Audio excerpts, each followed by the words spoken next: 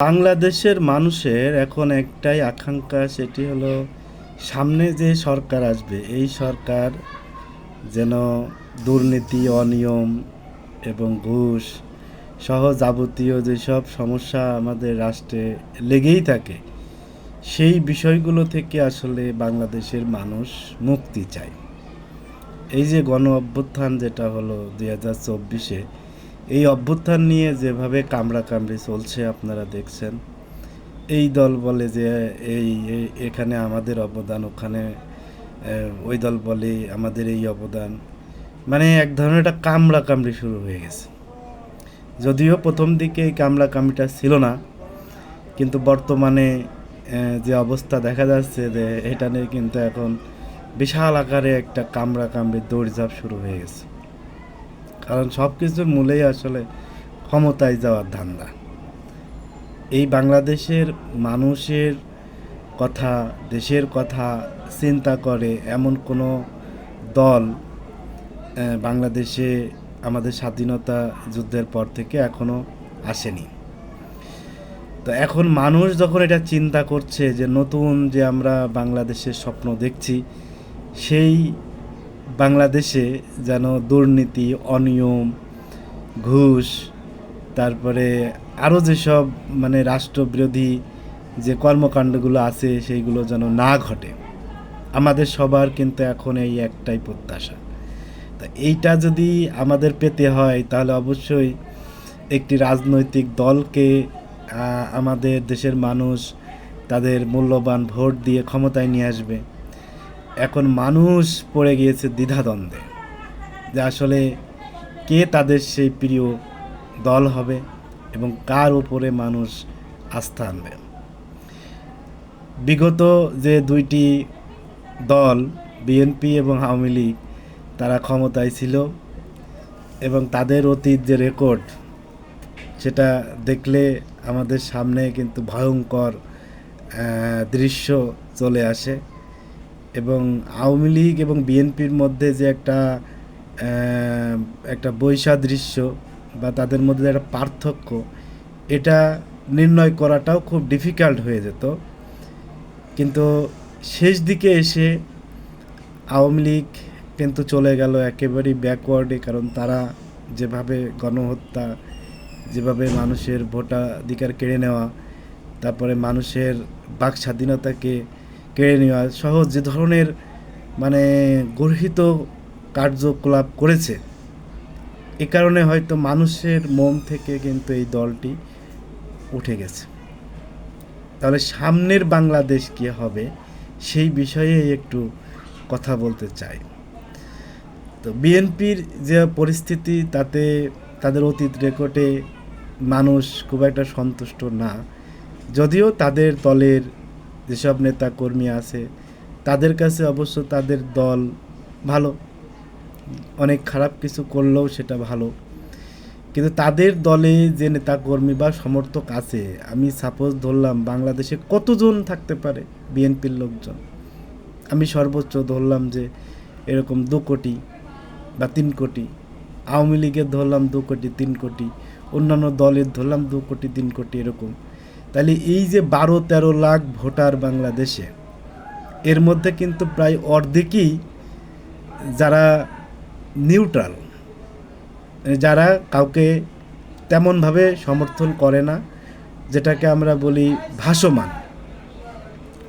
তারা কাজ দেখবে, যদি কারোর কাজ ভালো লাগে সেই হিসেবে তারা সিদ্ধান্ত নেবে যে তারা কাকে আসলে ভোট দিবে।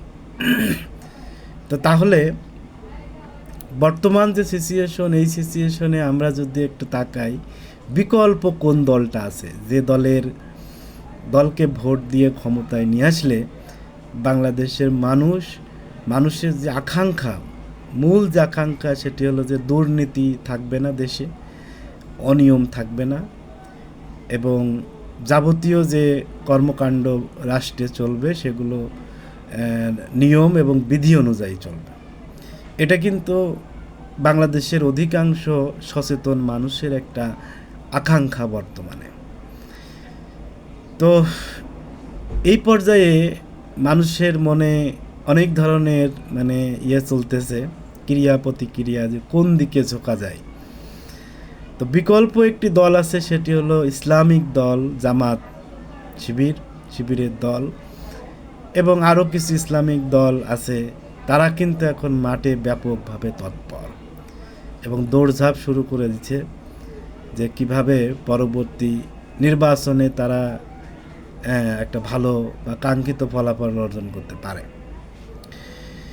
তো এটা কিন্তু নিঃসন্দেহে বলা যায় যে আমাদের যারা ইসলামী দলগুলো আছে, তারা যদি রাষ্ট্র ক্ষমতায় আসে, অন্ততপক্ষে দুর্নীতি এবং অনিয়ম এটা অনেকটা কমে আসবে।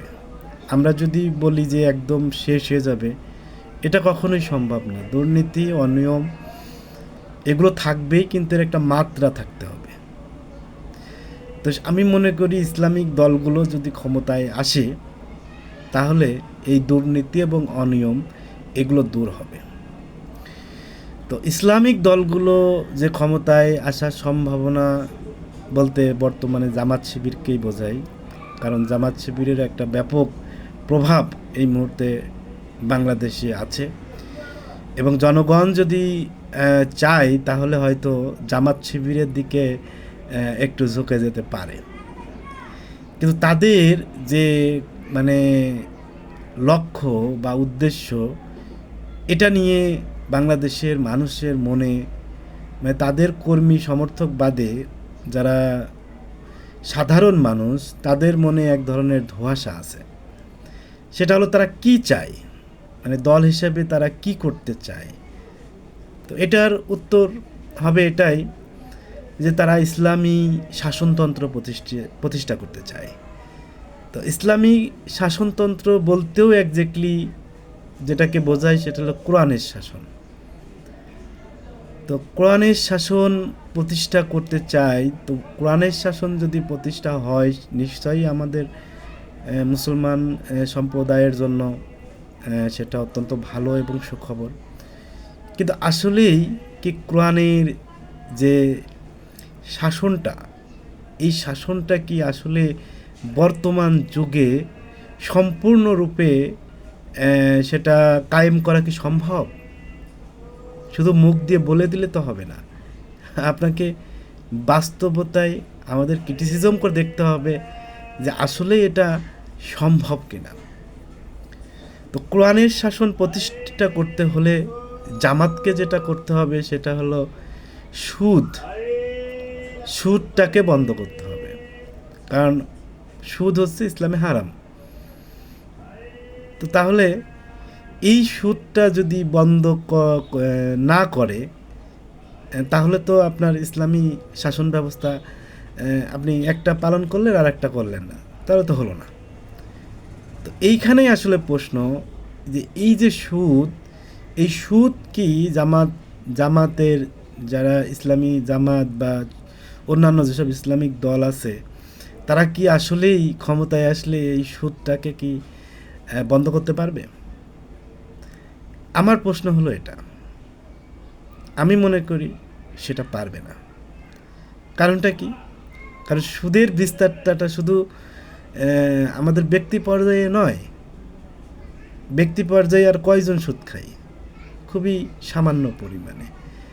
আপনি দেখেন আমাদের এই যে ব্যাংকিং সেক্টর, অন্যান্য সেক্টর, এই যে এনজিও সেক্টর, এখানে সব তো সুদের কারবার।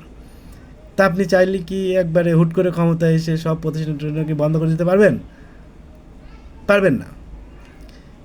আর যদিও পারে গায়ের জোরে বা বিভিন্ন সিস্টেমে, আমি ধরলাম পেরে গেল, ব্যাংকিং সিস্টেমে হয়তো অন্যান্য একটা সিস্টেম চালু করলো, এনজিওতে অন্যান্য একটা সিস্টেম চালু করলো, করে তারা এটা ট্যাকেল দিয়ে ফেললো, ঠিক আছে, ভেরি গুড। কিন্তু রাষ্ট্র হিসেবে যে সুদ খায়, আপনারা অবশ্যই সচেতন মানুষ, আপনারা জানেন যে বাংলাদেশে প্রতি বছরে আমাদের একটা বাজেট ঘাটতি থাকে, এবং সেই ঘাটতি মেটানোর জন্য বাজেটের একটা উল্লেখযোগ্য অংশ বৈদেশিক ঋণের উপরে নির্ভরশীল। কারণ আমাদের দেশ তো গরিব, প্রতি বছরে একটা উল্লেখযোগ্য পরিমাণ অর্থ আমাদের বৈদেশিক ঋণ নেওয়া লাগে। এই যে রাস্তাঘাট, বিভিন্ন ধরনের সেতু, তারপরে বিভিন্ন অবকাঠামো তৈরিতে, এখানে আমাদের সুদ নিতে হয়, আমাদের ঋণ নিতে হয়। বড় বড় ব্যাংক আছে, সেসব ব্যাংক থেকে ঋণ নিতে হয়। তো তাহলে সেই সব ব্যাংক কি আমাদেরকে এমনি এমনি টাকা দিয়ে যাবে? কখনোই টাকা দিবে না। আমাদেরকে তাদের সুদ দিতে হবে। তো তাহলে এখন জামাত শিবির ক্ষমতায় আসলো, এসে তারা একেবারে লাভ দিয়ে উঠে পড়লো যে আমরা সুদ দমন করতেছি। তো ভাই, কোন সুদ দমন করবেন? আপনি সুদ দমন করতে পারবেন ব্যক্তিগত সুদগুলো, যে একজন দুর্বল মানুষ হয়তো মোটামুটি কিছু টাকা আছে, এখানে ওখানে টাকা লাগিয়ে কোনো রকম সংসার টংসার চালায়, তার যে আপনি ঘাট চেপে ধরলেন যে এই কাজ করা যাবে না, এটা আপনারা পারবেন। কিন্তু মূল যে জায়গায় সুদের যে মূল যে উৎস, সেই উৎসটাই যদি আপনি বন্ধ না করতে পারেন, তো তাহলে সেই রাষ্ট্র কীভাবে সুদমুক্ত হয়? তো এইরকম আরও কিছু বিষয় আছে, যেমন এই যে নাচ গান হয় বিভিন্ন জায়গায়, আপনার হলো যে বিভিন্ন অনুষ্ঠান হয়, তো এগুলো তো ইসলামের সাথে সাংঘর্ষিক। তো তাহলে তারা কি এসে এগুলো সব বন্ধ করে দিবে? তাহলে যে নায়ক নায়িকা টিভিতে যারা অভিনয় টভিনয় করে, তারপরে আমাদের দেশে যারা নাটক দেখে, সিনেমা দেখে, বা যারা বিনোদন করে, এই যে মানে হাজার হাজার বছর ধরে যে অভ্যেস, তারা কি একদিনে বন্ধ করে দিবে? 5 বছরে সব বন্ধ করে দিবে আর মানুষ সেটা মেনে নিবে? এরপরে আরও কত রকম ইসলাম বিরোধী কর্মকাণ্ড চলে, যেমন নেশাদ্রব্য, মদ, গাঁজা, এগুলো তো আড়ালে সব চলেই। তারপরে বাংলাদেশে এখনও পর্যন্ত মনে হয় কয়েকশোর উপরে পতিতালয় আছে, যেখানে দেহ ব্যবসা হয়। আপনি কি হুট করে, ওগুলা কি ইসলাম বিরোধী না? আপনি কি হুট করে ক্ষমতায় এসে একেবারে সবগুলোর মাইরে ধরে উঠাই দেবে না? তারা কি আঙুল চুষবে? আপনারা কি করতে পারেন? বর্তমানে আপনারা এই যে বিভিন্ন গ্রামে, বিভিন্ন এলাকার যারা সাধারণ মানুষ, আমরা ধর্ম নিয়ে খুবই আমরা সেনসিটিভ। ধর্মের কথা শুনলে আমাদের মনটা কেমন জানি আবেগে ভরে যায়। সেই লাগামটা ধরে আপনারা যেভাবে আপনাদের এই ক্ষমতায় যাওয়ার জন্য, আপনাদের একদিকে সাদা, সেটা হলো আপনারা দুর্নীতি করেন না, অনিয়ম করেন না, এটা আমরা স্বীকার করি, কিন্তু আরেক দিকে আপনাদের অন্ধকার। এই আলো এবং অন্ধকারের মধ্যে থেকে সেই স্বাধীনতার পর থেকে এদেশের মানুষ কিন্তু আপনাদেরকে ক্ষমতায় নিয়ে আসেনি। কারণ একটা রাজনৈতিক দল হিসেবে তার এই আলো আধারি খেলা বন্ধ করে তার মূল যে স্ট্যান্ড, সেই স্ট্যান্ডটা যদি সে নেয়, তাহলেই কিন্তু মানুষ সেখানে আস্থা পায়। তা এখনও পর্যন্ত আমি নিজেও একজন নাগরিক, আমি আশা করি সামনে ভোট দিব, কিন্তু আমি কনফিউজড, মানে ভোটটা দিব কাকে? বিএনপিকে দিলে ওরা চুরি চাট্টা দুর্নীতি যত রকম আছে একেবারে ফিসে দিবে, মানে এটা তো তাদের অতি ট্র্যাক রেকর্ড। আবার জামাতকে দিলে তারা